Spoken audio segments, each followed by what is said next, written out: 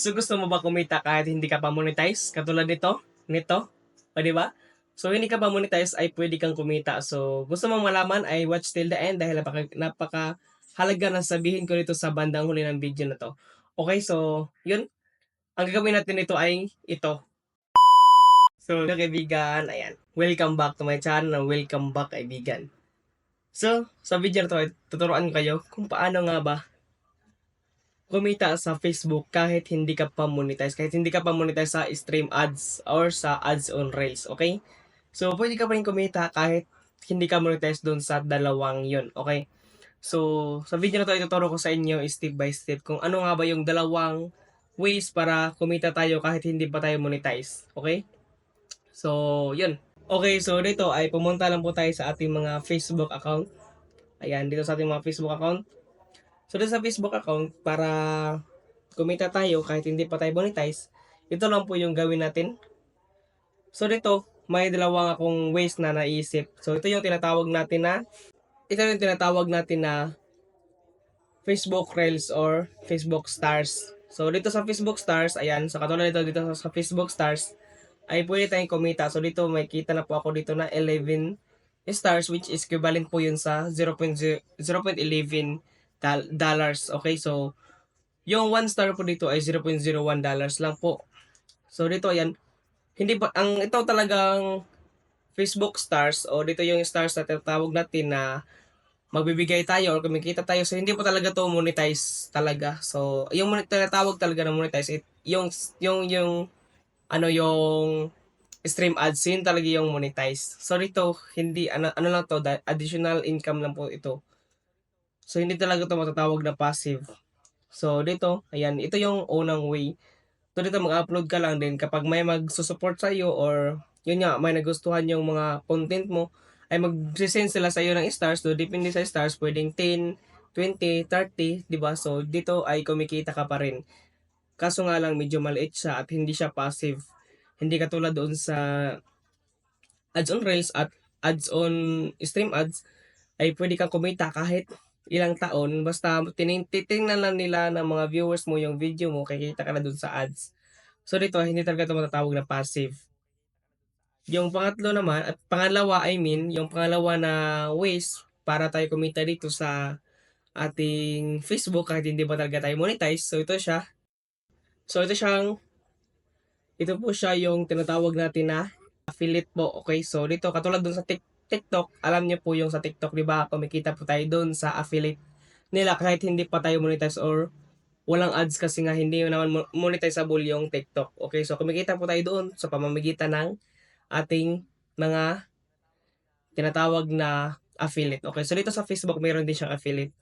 So dito ay ayan, so post lang tayo sa post po natin siya makita usually. Okay, so dito sa post din, tap natin tong see more setting, ayan.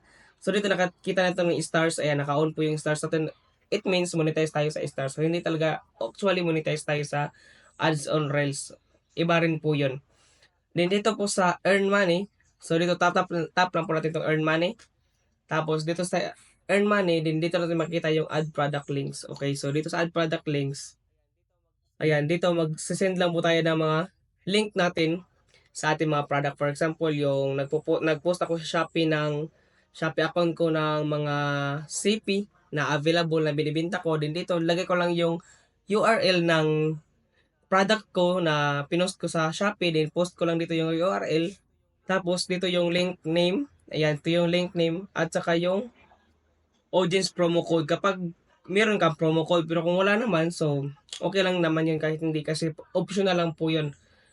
So dito po ay sa link name at add URL. Then dito, save lang po natin. Kapag pagka-save po natin, may manood ng mga video natin, ay agad tayong kikita doon. Pero sa Shopee po tayo kikita. So hindi po dito sa Facebook. Yung ways lang po ng pag-upload dito ay Facebook yung gamit natin.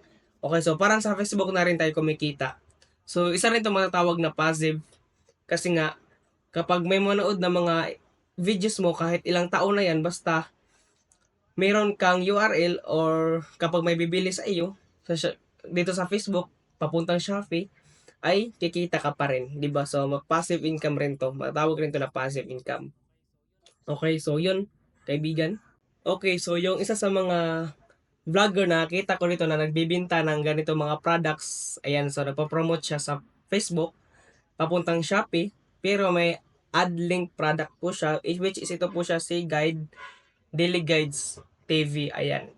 So makita natin dito sa mga content niya ngayon ay nag-tutorial siya about ito about mga products, okay? So katulad nito, ayan, lead ceiling light. Kapag bibili ka nito, kikita siya through Shopee niya, o di ba? So yun yung ginagawa niya dito sa kanyang mga video. So ganito yung ginagawa niya. Magpo-post lang siya ng video about products, parang affiliate rin to. Or talaga affiliate talaga to, ganyan. Yung ginagawa niya dito sa kanyang mga video. So nagpo-promote siya ng mga iba't ibang product para magkakitaan. Ayan, kung gusto niyo itong bilhin at magustuhan niyo, kikita siya doon. So ayan, di ba? Nakikita niyo naman dito sa eligibility na account ko ay hindi pa talaga ako monetize. So hindi pa ako available dito sa ating mga ads on Reels at stream ads. So, 'di ba? So, hindi pa ako monetize, grabe. So, 'yun, pwede ka pala kumita talaga doon kahit hindi ka pa monetize sa mga ads ng Facebook. So, 'yun para yung side hustle natin dito kapag hindi pa tayo monetize. So, 'yun dapat gawin para kumita tayo kahit hindi pa tayo monetize. O, 'di ba? So, 'yun lang kaibigan. And I hope natulungan kita sa video na to at kung natulungan kita, I don't forget to like and subscribe para malaman ko rin kung sino po yung mga natulungan ko dito sa video natin ngayon.